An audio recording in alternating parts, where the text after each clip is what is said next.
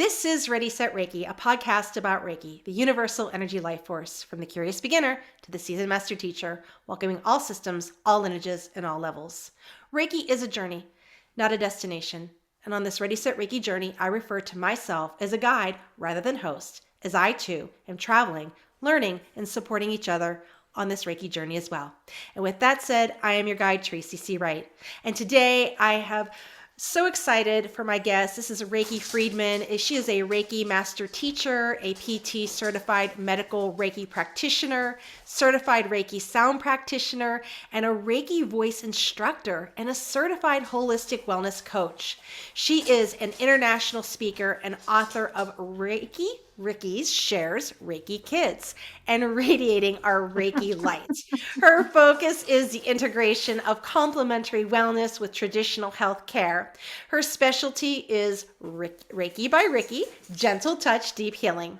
Her sessions also include intuitive personal growth guidance, Indian head massage, Chakra Foot Massage, ReikiSound, ReikiVoice. And in addition to pain and stress management, her expertise includes working with addictive behaviors, ReikiKids, elder adults, and terminally ill patients.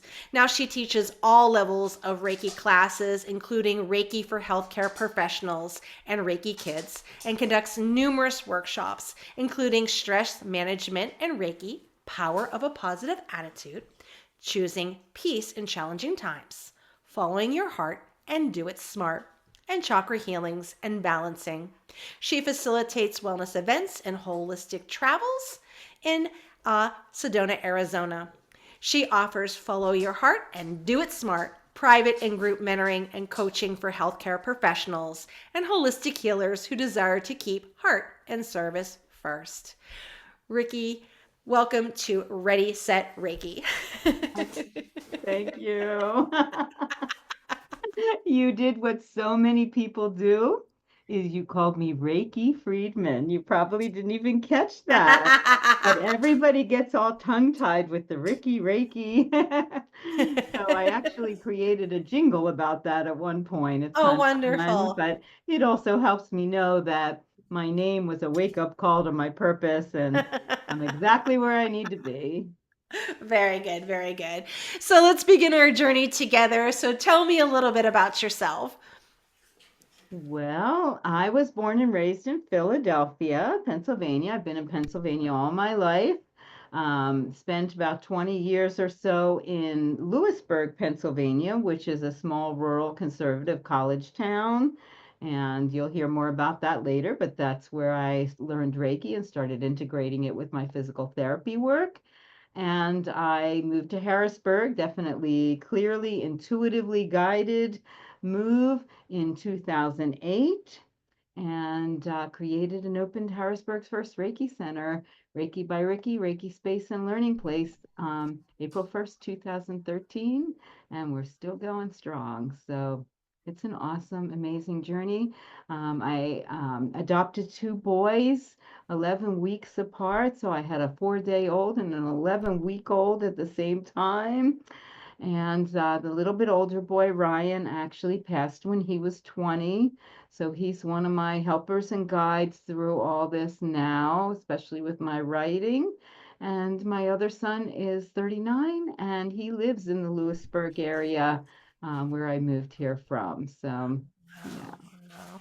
Well, I'm so sorry for your loss. thank you. I appreciate that. Yeah, And that's a whole nother story. of course, of Yeah. course. Oh my goodness, oh my goodness.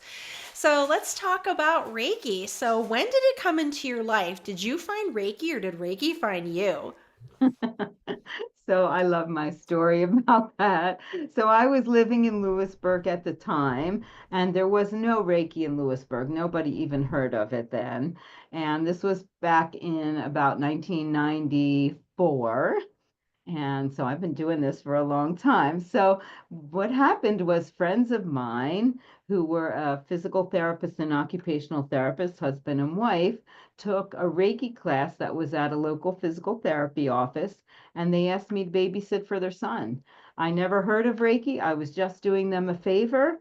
And then they came home and they practiced on me. And I had a really intense emotional experience. I was going through a very personal, challenging, emotional time. So it stirred my stuff up. And so I could tell something very profound was happening. And I decided to take my first Reiki 1 class from that same woman who actually came from New York to teach, and to start my own personal healing journey. And so it really started for me and my inner work, and being a nurturer, caregiver personality, I was very quickly drawn along to share it. But I definitely took my time along the path taking the classes, um, probably 4 years or so that I could work with each level. And honestly, I thought every level of class I took would be as far as I would need to go, because I felt it so much, and it was so influential in my life. And at that point I was still doing full-time physical therapy, and I was able to integrate the Reiki into the physical therapy until I started blossoming more into my own personal Reiki practice. And so I did both for many years. And although I have been full-time Reiki since 2008, when I moved to Harrisburg here, very clearly guided. This is what I need to do now. Um, yeah, my PT background still serves me extremely well in my work. First of all, I have a wonderful knowledge and wisdom of the body, but also that left brain logical traditional training that I had allows me to integrate seamlessly in traditional healthcare. So I work with a lot of doctors, nurses, other healthcare professionals, and professionals in general, because I'm able to explain this in a way that is grounded and relatable. So I'm not just talking to other holistic healers. I'm out in the community bringing this to traditional businesses and government offices and such. And I love that, because everybody needs this, right? Especially Yeah. now. Oh, yeah, absolutely. What system of Reiki did you study?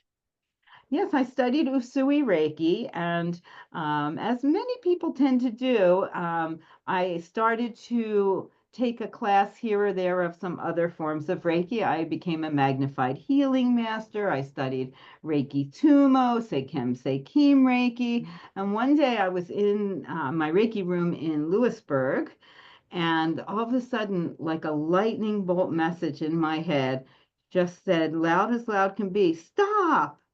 Louder than that.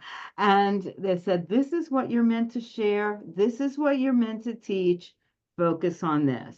And Mm. of course, I've learned things, from many other traditions that I weave into what we call Reiki by Rickie, because it's all part of me and what I bring to it. But the essence of everything I share and teach is Usui Reiki.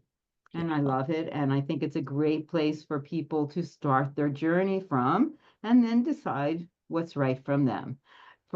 Because, I have a saying that I'm kind of known for in Reiki space here, and it's the source is the source, of course, right? It's all the same. You just find the way in that you resonate with. And that's Beautiful. what I love. Yeah. Wonderful. So, as you've been out navigating, working with so many people and out with this beautiful energy that you work with, what are some of the common misconceptions about Reiki?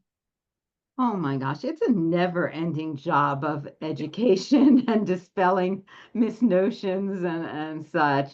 So, I would say, first of all, and a lot of Reiki healers need to be reminded of this, Reiki is much more than just a hands-on healing session. It becomes a way to live and be in the world conscious of your energy. And I think that's really important. This is not something that we do. This is something that we are, right? And also, there's still a lot of misperceptions around Reiki and religion. Of course, as you know, Tracy, there's no religious formal dogma about Reiki. Sharing it, receiving it, for many, it becomes a spiritually guided path. for whatever that means to each individual person.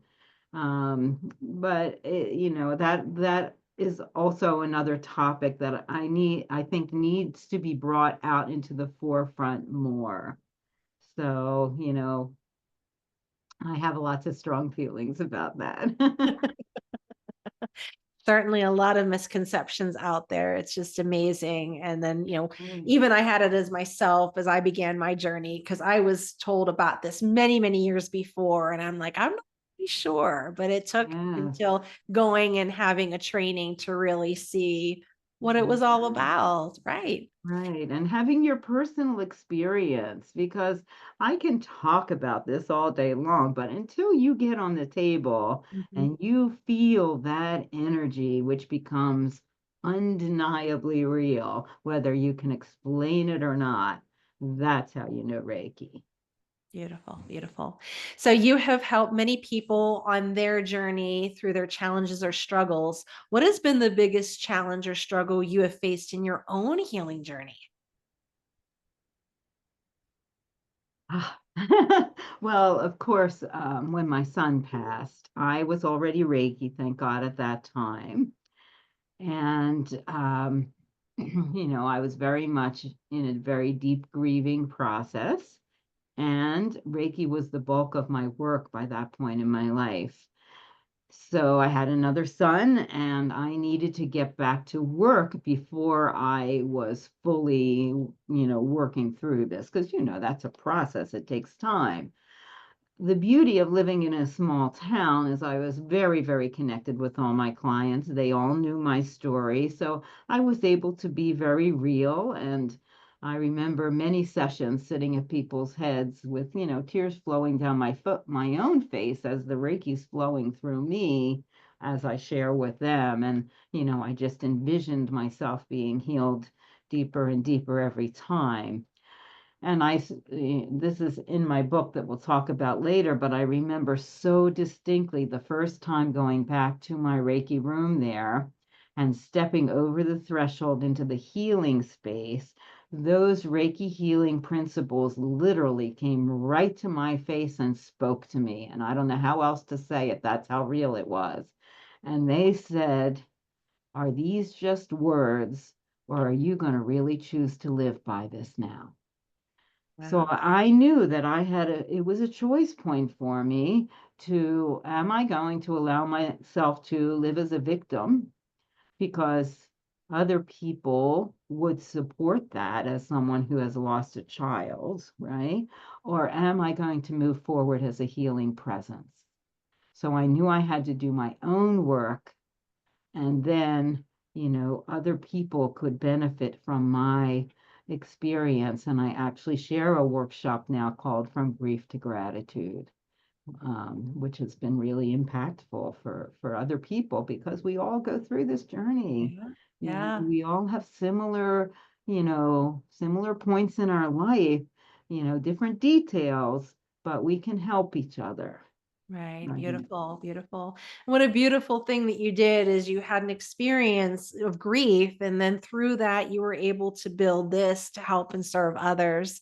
And many Yes. people, that's another misconception that they just think that this is going out and helping others, but we have to do the work ourselves First. first. They don't First, realize which that. is And they a go in. never-ending journey, right? But we always need to share this Yeah. work from a filled up place. Right, right, right.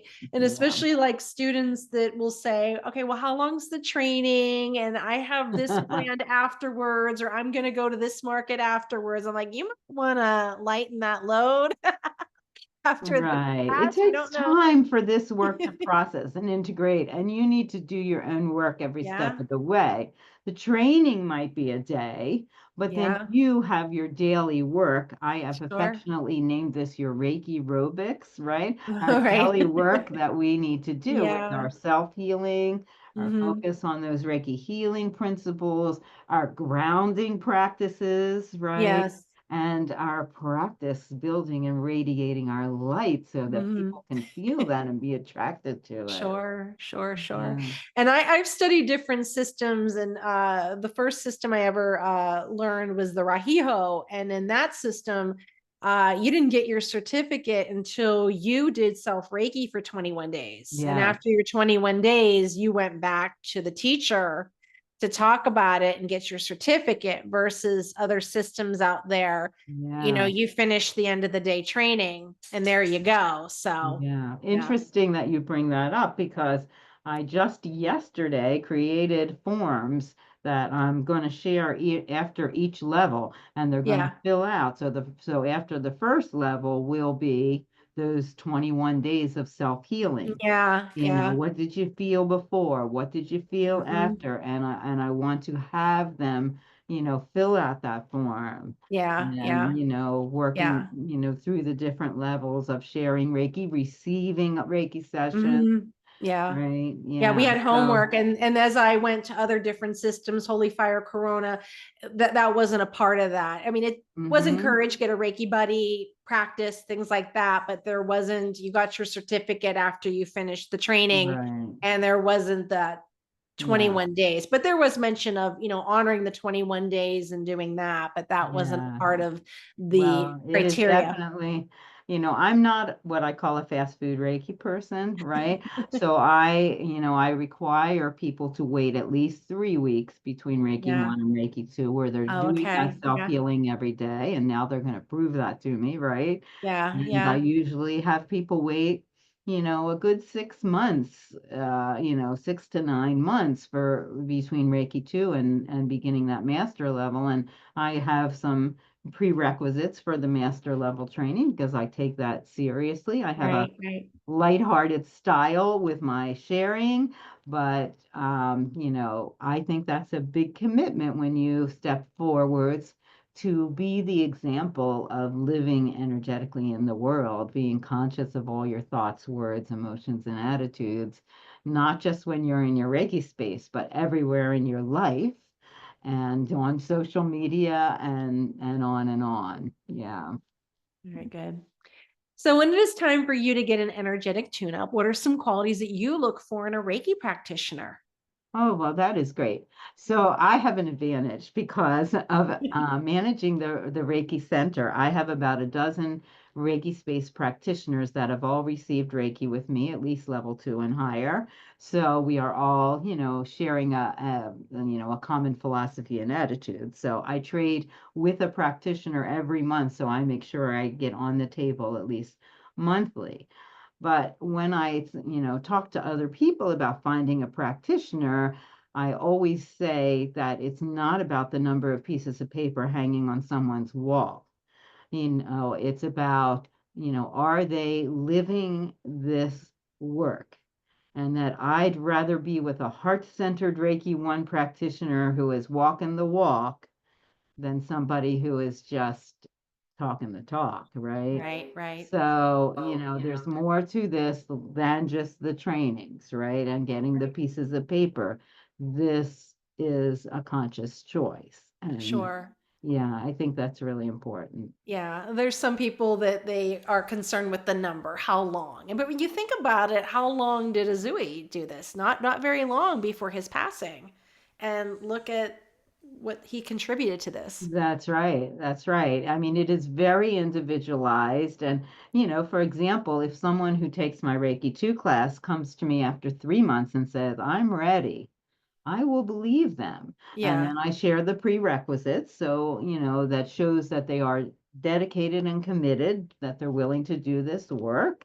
And then we move forward from there. Yeah. right, right. I know when I started, my teachers, there was a team teaching so I had two teachers when I began my journey, and they had an outline and a criteria and a certain, you have to do it this amount of months and do it this hmm amount of months. And then I came in and it was this shifting that I was progressing so quickly. And I remember my teacher saying, we need to level you up because they knew I was coming to El Paso. They were like, Right. we have, Right. they just felt that this was the exception because I felt, wow, I was ready and going. Yes. And then they changed how they looked at it instead of, well, we won't be gatekeeper to say this. We'll look at the individual students. Which and is see what where things Mikhail are. Usui did also. He, Right. based on, are you ready? So, Yes. yeah. Yes. Yeah. So that's where it was kind of interesting where it shifted with that. So, working with so many students, what advice would you give someone who's just entering this work? Oh my goodness. So I think I would emphasize that, even though people think that they are coming to this work because they want to help other people, that's a very beautiful heart-centered intention, but, that they need to take care of themselves and fill themselves up first. Because if they're not doing the work, right, Hmm. then that energy is going to be drained from them, right? Right. But when you are doing your daily work, and it is a daily practice, right? It's a spiritual discipline, then that energy flows right through you, and you never become drained, and you never take on anyone else's stuff. You might get information, but you're not holding on to stuff that's not yours to hold. Right. And many people are attracted to this work because they are very sensitive and empathic, right? Right. So this becomes a way to learn to stay very heart-centered and connected, which is really important, but learn how to manage your energy in the world. And, that is a life-changing tool in your toolbox, right? Right. That is why I teach this to kids, because if kids can learn how to manage their energy before they get to our age, right, and aware of this, right? Right. It's going to change the world. And, one Yeah. at a time. That's all we can do. So could do. Beautiful, beautiful. Yeah. So what books do you recommend? Well, I suppose this isn't the time that you're asking me to show my books. Is You that can show. correct? I've had people that's all they'll show. They're like, these books right here. So you go ahead. Oh, well, I will do that. But some of the books that have been personally meaningful to me are not Reiki books. Mm, So yes. Louise Hay, You Can Heal Your Life, the importance of being able to look in your own mirror and say, I love you, and how to create and use affirmations in your life. I think that is a great start for anybody starting their self-healing journey. So, um, yeah, there's been several others. I mean, the Four Agreements is one that you come back to over Yeah. and over again. And there's some wonderful Reiki books out there as well.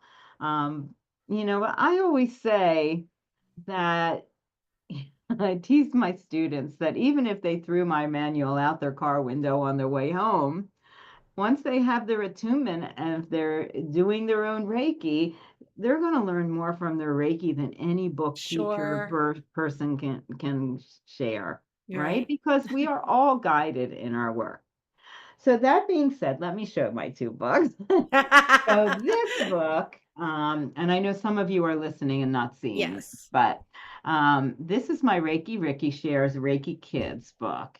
And this is a manual for the kids. Hmm. So they get to have this manual in their class, and it is the entire Reiki class, the same information the adults get, but in Sure. child-friendly language. So let me just, for those of you who can see, I'll just open to a picture or two here. Um, I love, ah, can you Very see good. that? I can. So I Yep. love Very this good. one of Mikhail Usui up on the mountain, and we tell the whole story with the 21 days and such. I finished this book during COVID, and this was definitely guided by my son. In fact, Aw. on the back here, my hair was a little different then. This was Ryan's stuffed dog from when he was a Aw. child. This Wow. puppy, named Fluffy Puppy, still helps me teach every Reiki 2 class. Aw. So this is a teenage version of me, Reiki Rickie, and all the kids get their own baby Reiki Fluffy Puppy. Aw. Very So Fluffy nice. Puppy's part of the story too, and plus they're all blessed with Reiki, so they feel very cozy, and they can use this when they want to share Reiki with grandma who's not with them, or whatever the case may be. So Very I nice. am extremely proud of this. I also do a virtual workshop for any parents, teachers, other Reiki professionals, and we go through this page by page by page if you would like to learn how to share Reiki with kids in a way that's meaningful to them. I teach from 5 years old and up. Okay, very good. My other book just came out 11/11 last year. It's Wow. called Radiating Our Reiki Light. It's probably backwards for you, but it's uh, Reiki healing through real stories from clients, students, practitioners, and teachers. So, what I did was I gathered other people's stories from all over the country, and there's even one from Canada. So, they're Wow. not all my students and clients, although several of them are in Mhm. here. They're not necessarily professional writers, but they are sharing their heartfelt stories and testimonials about how Reiki has saved or changed their lives. So when we got all the stories in, then I divided them into chapters, and there's 17 chapters. Reiki and fertility, Reiki and grief, Reiki and animals, first experiences, Mm, on and on and on. And in the right. beginning of each of those 17 chapters, I share some of my story, but also my philosophies and my teaching. And one of the reasons why I love doing these podcasts, as well as sharing the word of Reiki and educating, is I really want to get this book out to the world. Right.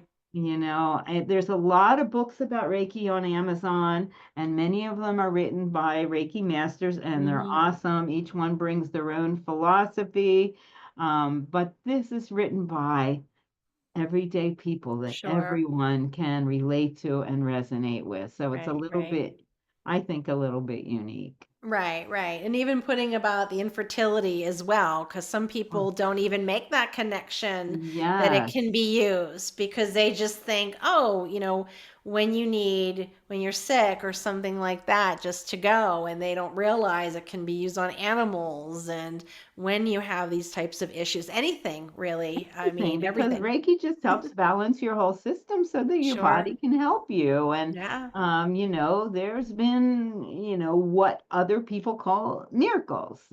Yeah. And to me, what that is that somebody is finally getting the healing that on the level that they need.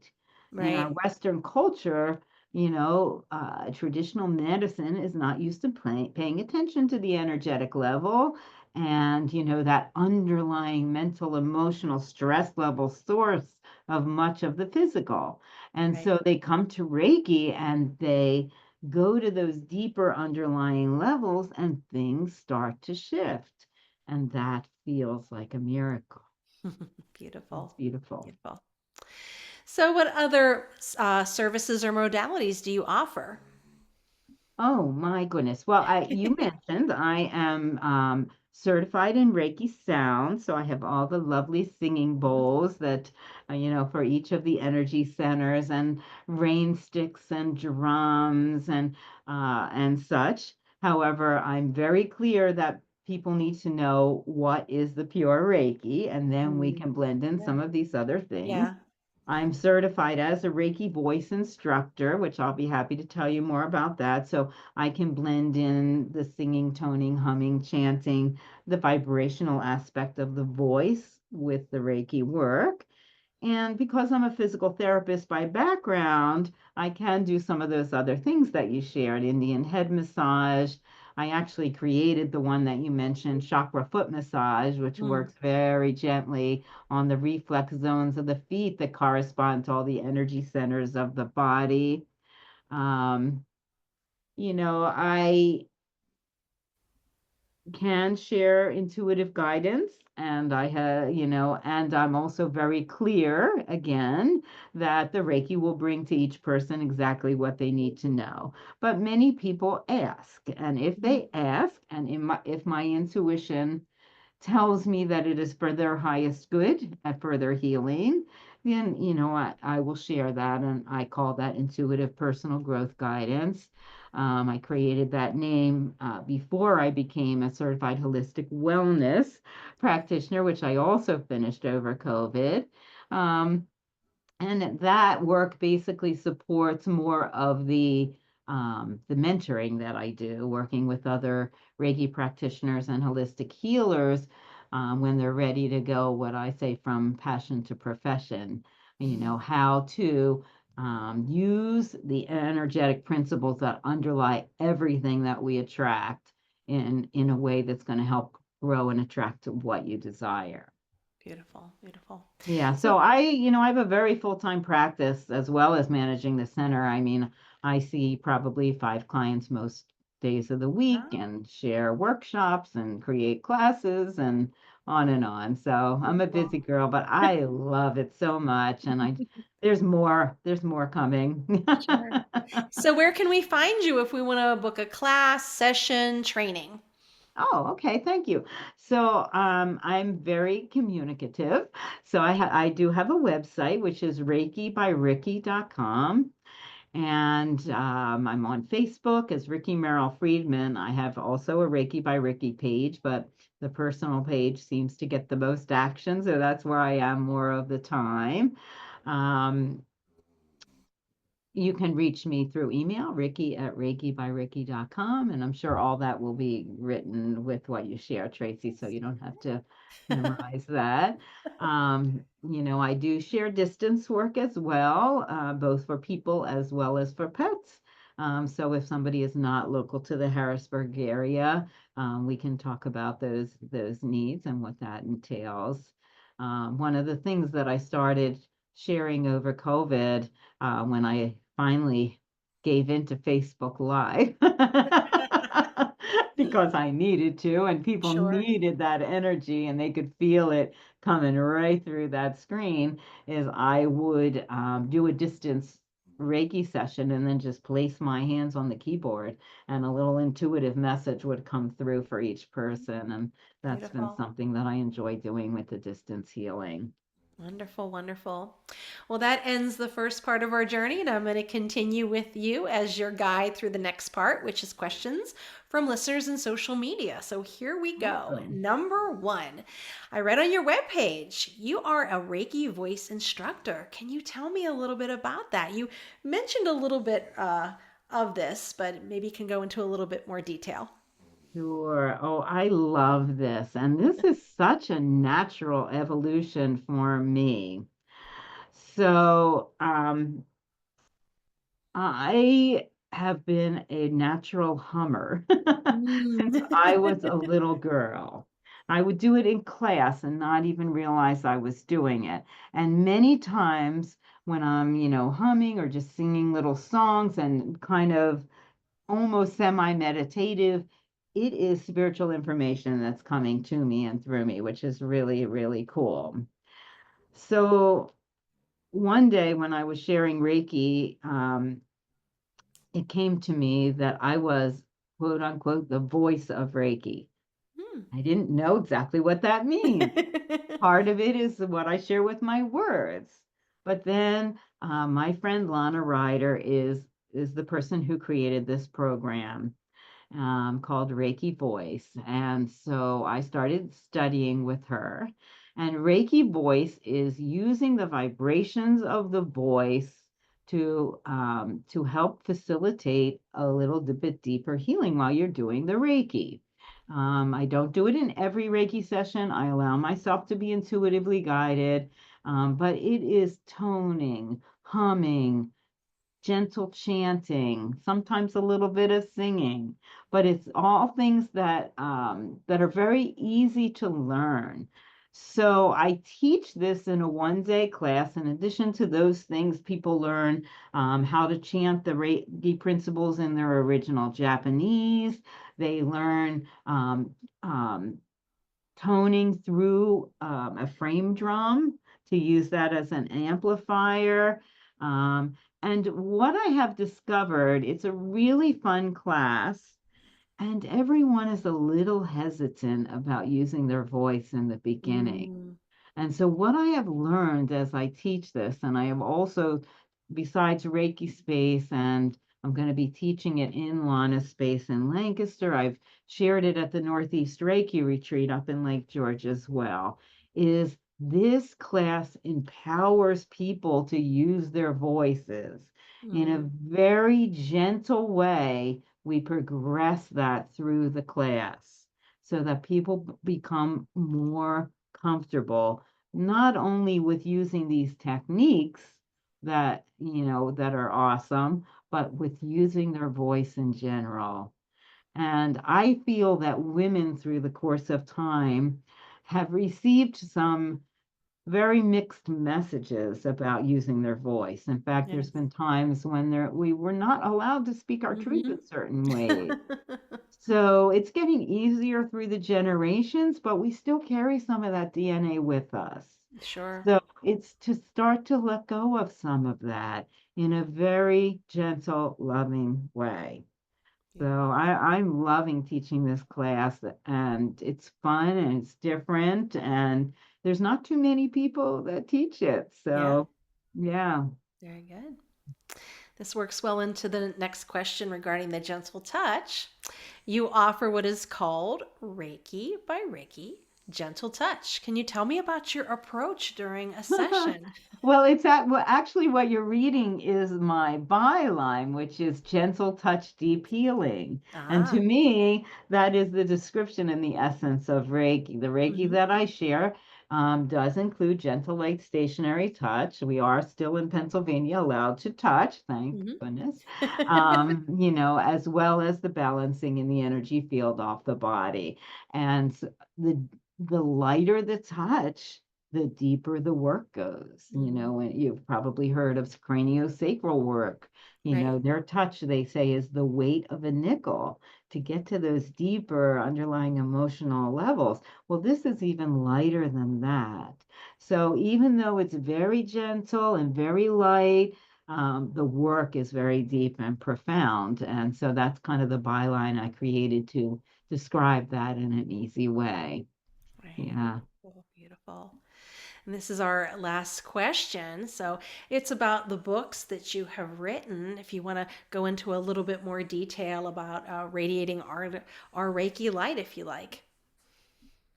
Oh my goodness. Well, well, I just want to say that these, in addition to being available in Reiki Space and Learning Place, for those of you who happen to be local to Harrisburg and a couple other local places, it is on Amazon. In fact, both of the books, the children's book as well as Radiating Our Reiki Light, are available on Amazon.com. And if you want to support me and support this work, the very best thing you can do is, if you love this book as much as I hope that you will, because my intention is everyone who holds this book be infused with the Reiki healing, Mm, just beautiful. leave a review on Amazon so that we can get up into those algorithms, that will help the book spread very generically. So far, all our reviews are 5 stars, so that's Mhm. very exciting. And yeah, so I think I kind of described it pretty well, unless Yeah, you have any very good. questions about it, Tracy. Yeah. Well, with your Reiki kids, is that and a little bit more in depth? Is that something you do for trainings like level 1 and 2? Is that something? I only have done level 1 with the kids so far. Okay. Um, and yes, they come for a training. Now their training is like from 10 to 3, so it's a Mm-hmm. little shorter time frame. Mm-hmm. Usually the Mm-hmm. adults are 9:30 to Mm-hmm. 5:30. But like I said, they learn all about their energy. They feel the energy like we do in the class. They learn about self-healing and a little bit about meditation. They actually receive the Reiki 1 attunement, just like the grown-ups do. Mm-hmm. And we practice sharing with each other by the end of the day so that they can learn to share with family, pets, plants, things like that. They learn about the permission-based aspect of this, right?